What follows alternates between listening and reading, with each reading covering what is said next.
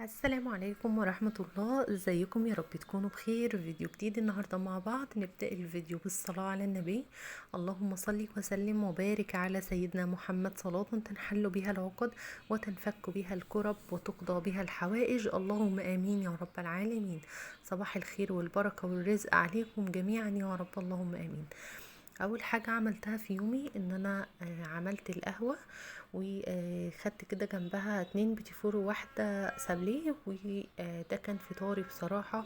وبعدين قمت بقى اشوف انا عايزه اعمل ايه. طبعا انتوا عارفين ان انا بحب القهوه حب كده، يعني فوق الوصف. من اكتر الحاجات اللي انا بكون مشتاقه جدا جدا ان انا اشربها في يومي. المهم شربتها وقمت كده. كان عندي ضرفة المفروشات كانت متبهدلة جدا جدا يا بنات. يعني زي ما انتم ما شايفين كده، كانت حاجات فوق وحاجات تحت ومش مطبقة كده مظبوطة. وبصراحة كان شكلها صعب قوي، فقلت هعملها معاكم علشان نتشجع مع بعض. وافكرك لو انتي عندك الرف بتاع الملايات بالشكل ده، تقومي تنزليه كده على طول وتبدأي ان انتي تظبطيه. مش هياخد معاكي ربع ساعة، بس هتكوني مرتاحة كمية راحة نفسية مفيش بعدها.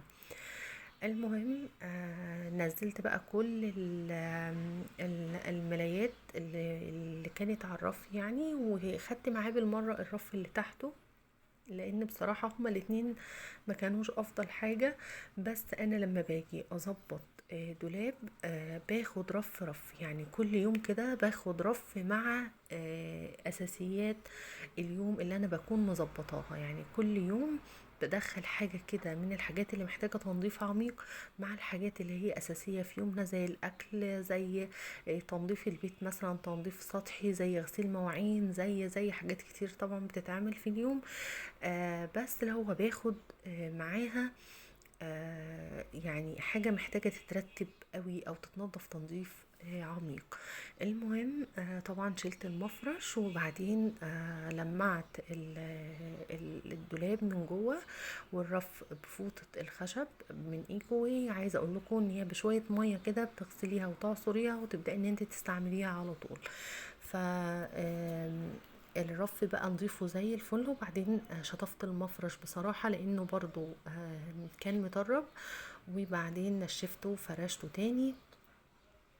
وطبعا كنت حطيت كل الملايات بقى على السرير زي ما شفتوا، وبدات ان انا اطبقهم. الملايه اللي مش معاها مثلا الكيس والخداديه بدات ان انا اشوفهم واحطهم وكده. ده كان الرف اللي كان متبهدل قوي قوي معاكم، اللي انا وريته لكم في اول الفيديو. وخدت كمان الرف اللي تحته، لسه بقى باقي رف ملايات ورف الفوط. يعني بصراحه برضو مش افضل حاجه، بس هم دول كانوا متبهدلين اكتر، فقلت اعملهم النهاردة في الاول يعني. هنا كنت هعمل الغدا. من وقت للتاني بصراحة بحب كده ان انا اظبط الولاد واعمل لهم اكل مطاعم، بما اننا ملناش في الاكل اللي هو من بره خالص. يعني اي حاجة عندي الولاد بياكلوها من بره حتى لو كانت من انظف الاماكن، بحس ان هما لا، معدتهم مش واخدة على كده وبيتعبوا بعدها. فلا، انا بعمل لهم كل حاجه وانضف كتير جدا من بره طبعا. فالنهارده قلت هعمل لهم سندوتشات برجر. البرجر ده انا كنت عاملاه لحمه صافي طبعا، فما شاء الله اللهم بارك. يعني طبعا في منتهى الجمال وريحته، يعني حاجه زي العسل. واستربس، لان طبعا انا مش باكل اي حاجه من يعني منتجات اللحوم، فباكل فراخ عادي. فطلعت برضو كده ستريبس علشان اعمل وكده. فكنت جبت كيس عيش ماك، وعندي كاتشب، وطبعا قطعت بقى بطاطس بالقطاعة اللي هي الزجزاج بتاعت المخللات وكده. بعمل بيها الجزر، بعمل بيها الخيار، بعمل بيها البطاطس. بصراحة بتدي شكل حلو قوي قوي للحاجة اللي انت عاملاها. وكمان لو انت عندك اطفال صغيرين فهيحبوا الاشكال دي جدا. يعني الخيار بقى بيبقى شكله جميل كده وكيوت في نفسه.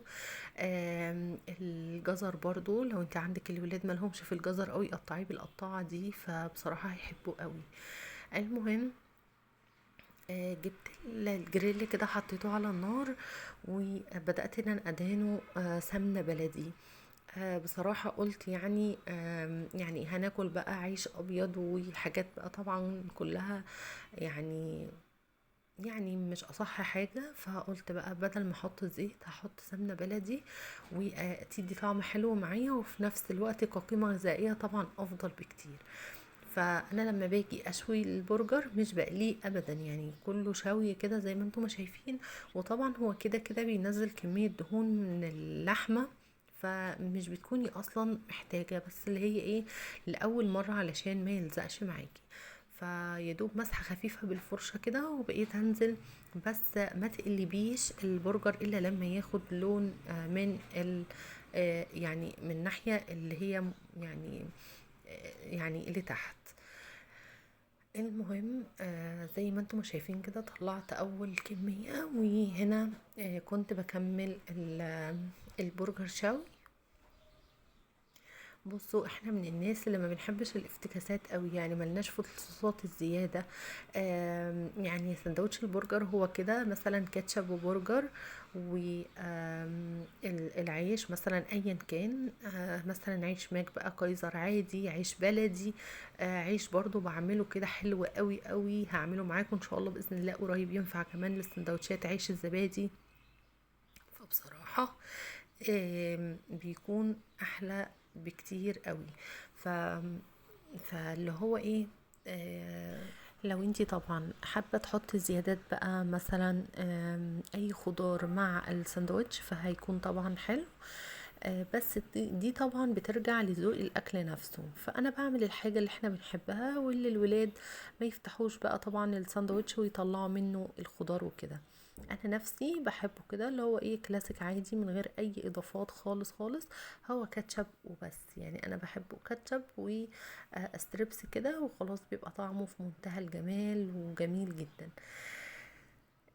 خلصت طبعا شوي البرجر، وجيت هنا بقى جبت الطاسة دي كنت غسلها غسلة بصوا محترمة. وحطيت فيها طبعا زيت نضيف علشان البطاطس، وبدأت ان انا ايه احمر البطاطس.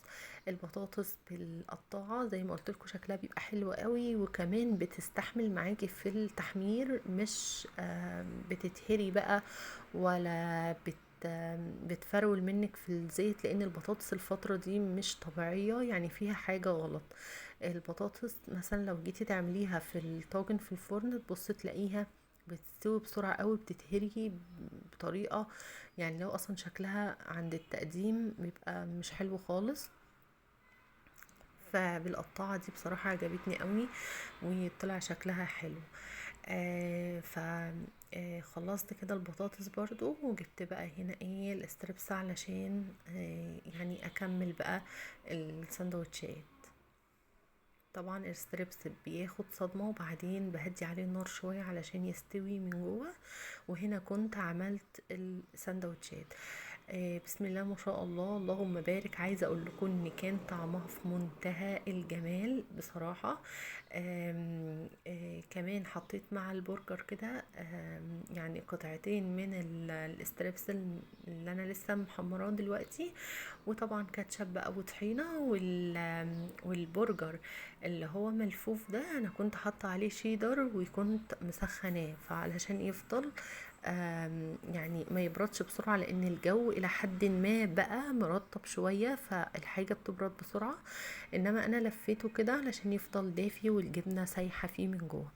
بس بصراحة بقى اللي هو اتغدينا على طول، وقمت يا دوب بقى لبست انا والولاد علشان كنا رايحين فرح. يا رب عقبال عندكم جميعا، ربنا يفرح الناس كلها يا رب، اللهم امين يا رب العالمين، وتفرحوا بحبايبكم ويهدلنا وولادنا جميعا يا رب، اللهم امين. ادعوا كتير كتير، ما تملوش ابدا ابدا من الدعاء لنفسكم ولولادكم. وطبعا ما تنسونيش ابدا ابدا من دعائكم انا واولادي، ادعوا لاولادي بالهدايه. ف ربنا يا رب يكفينا شر اي حاجه وحشه. عايزه اقولك لو انت وصلت معايا لحد هنا ما تنسيش تعملي لي لايك للفيديو واشتراك في القناه وتشيري الفيديو مع اصحابك علشان عائلتنا تكبر، وان شاء الله باذن الله اتشجع وانزل لكم احلى فيديوهات انتم مستنيينها. انزل معاكم بقى فيديوهات وصفات وفيديوهات خاصة بشغلي ان شاء الله بإذن الله، علشان لو انتي حابة مثلا تبدأي بأي مشروع صغير كده، تكوني يعني اللي هو عندك فكرة بس كده.